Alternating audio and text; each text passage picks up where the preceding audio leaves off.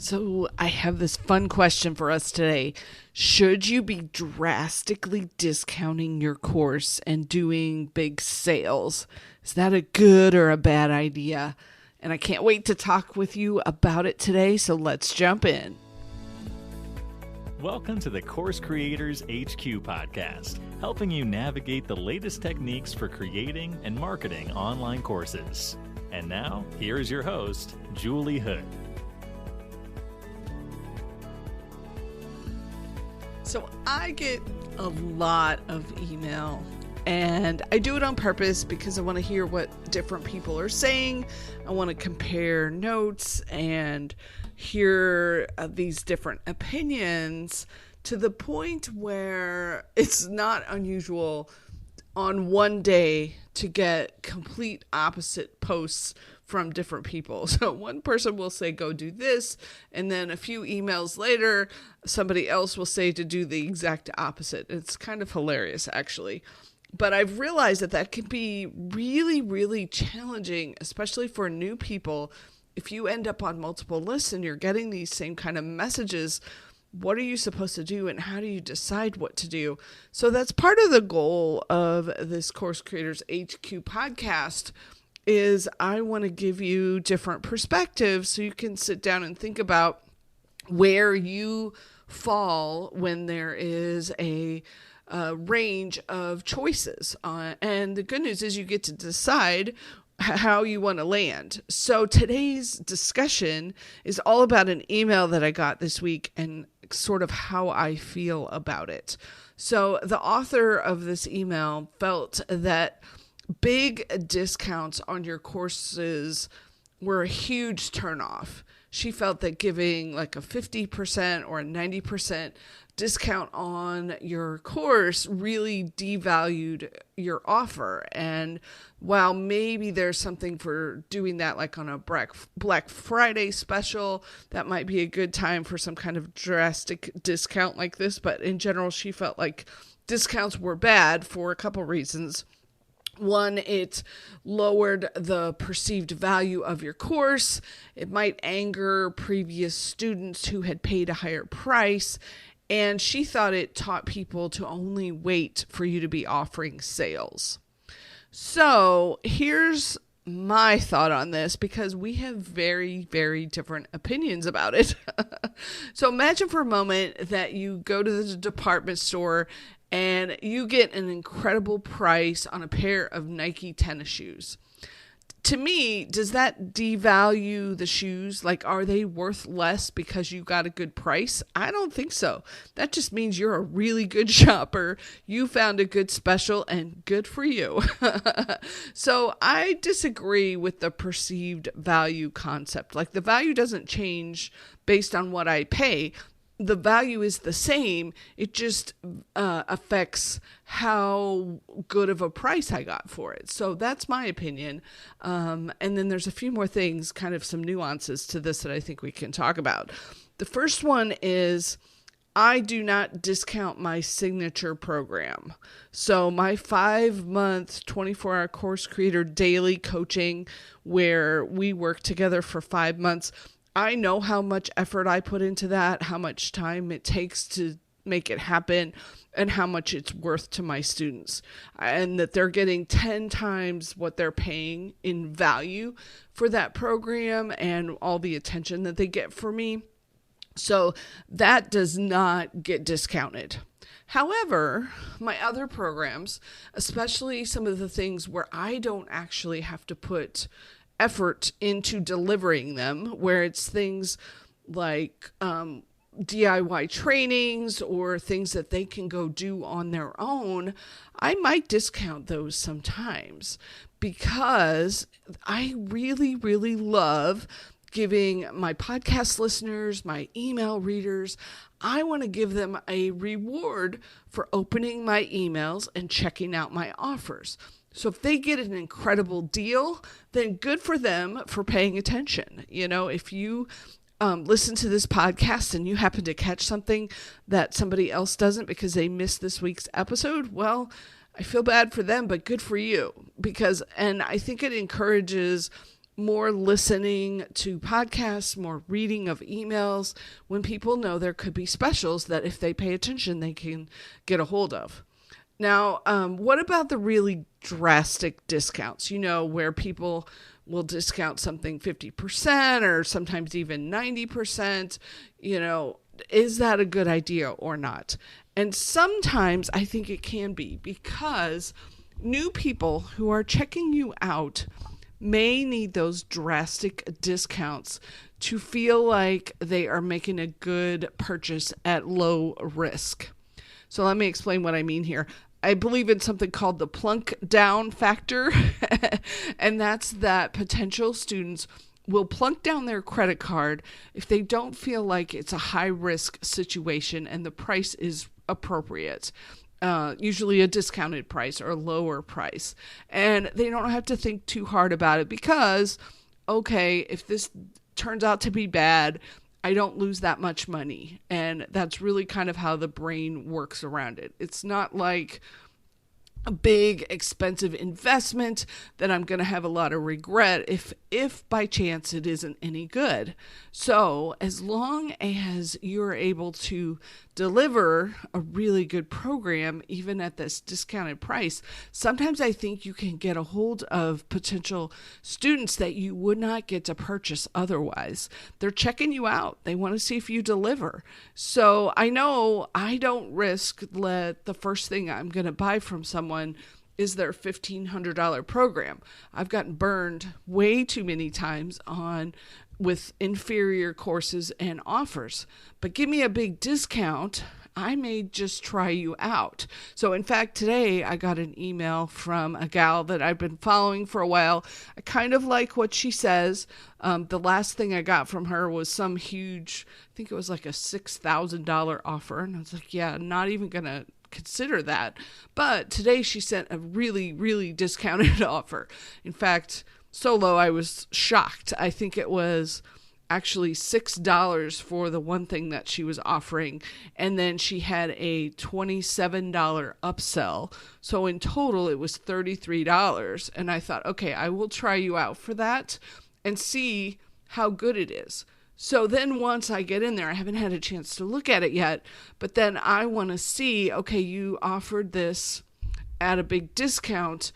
Am I impressed with you or not? Like what ends up happening on these discounts is it does set the bar a little bit lower so that you can really blow out the expectations of what you end up giving someone. So if she's charging $33 and I get into it and I feel like it's a $297 program, I'm going to be impressed because she was willing to try that out to see, to give me the chance to experience working with her and see how good her stuff is. Now, if I get into it and she charged me $33 and it doesn't have anything useful, it's maybe just big pitch for her next expensive program, then I'm not going to be impressed and she's going off the list and I'll probably even unsubscribe. So what happens is you are setting yourself up for some expectations of your buyers when you use these kind of big discounts. The other thing that happens is there are definitely deal shoppers out there.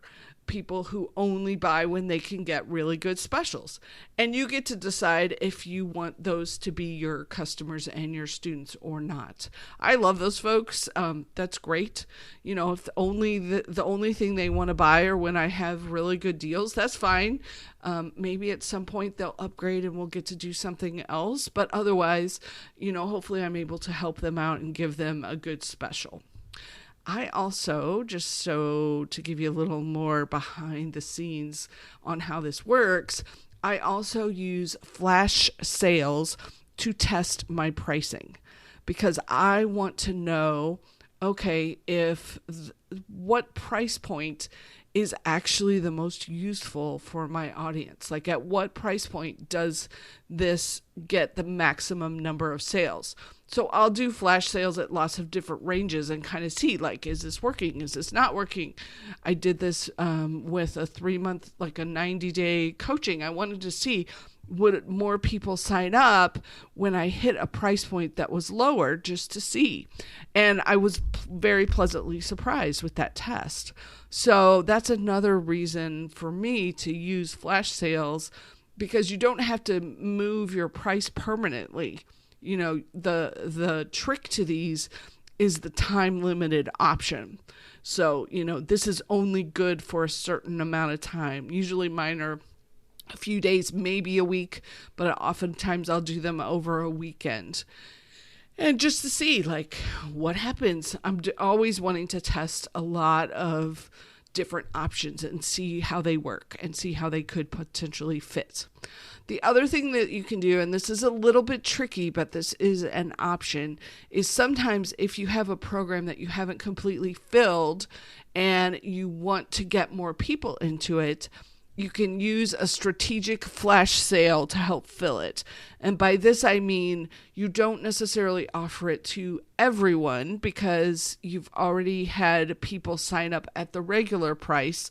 So you don't want to immediately follow up with some discount price, because then everyone who signed up at the regular price is going to be upset with you. But if you maybe want to give a few offers out to former customers, or you have a certain group of people that you're trying to reach, like you kind of limit who the discounted pricing is offered to, I feel fine about that because they are a special group. So it can help you then if you're trying to fill up your program to get a few more people to sign in. But don't make it a blanket flash sale. Hopefully that makes sense. Like, when you're in the middle of launching, you do want to stay consistent with your pricing so that you don't upset students who have signed up. So, you know, the best part about this whole discussion for me is you get to decide. You're the business owner, you're the course instructor. You know, how do you want things to go? And how do you want your pricing to work? And how do you want to get a hold of new people? And how will you attract them and get them to do a Plunk Down Factor with you? I was talking with a new friend of mine the other day, and she has a $3,000 program that she uses with most folks, but she didn't really have anything lower priced. So we were talking about what could she pull together at a $47 or a $97 price, just so she could start getting folks to try her out and see what she was like and get a good program in the process. Like, I've gone through it with her. It's a great program. But she wanted something to give people a taste, to give people an appetizer, to kind of see, do they like the way she teaches? Do they believe that she's got good content? So when I say using these discounted prices, one of the big factors is you absolutely still have to have incredibly good content.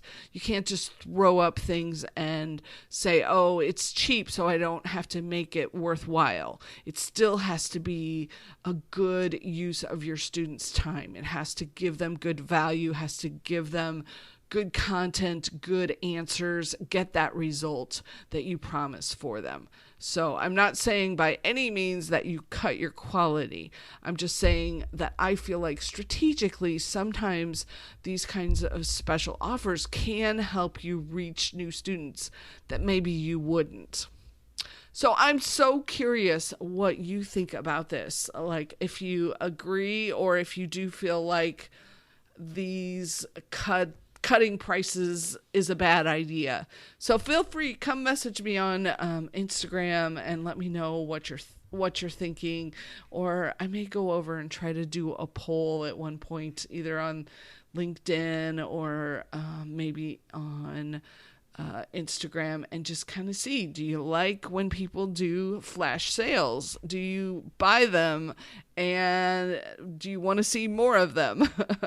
My last thought on this is, I think particularly right at the moment where we're all kind of trying to navigate like what's going on with the economy and where things are going, I think it can be an interesting test, not with your signature program, but with something extra that you have that you want to try out and just see. see how it works. So let me know what you think, and thanks so much for your earbud space this week, for your time in the car, for your using your headphones while you're doing the laundry or folding the clothes or washing dishes or walking the dog, whatever you do when you listen to podcasts. I appreciate the space. And actually, I think summer can be such a good time to get into some really good podcasts, because if you're doing any kind of traveling or driving in the car, you can still use that time to get some really, really good information from your favorite podcasters. So go back and check out prior episodes if there were any that you missed. So thanks so much. Appreciate you listening. Have an incredible week, and I will catch you on the next episode. Take care.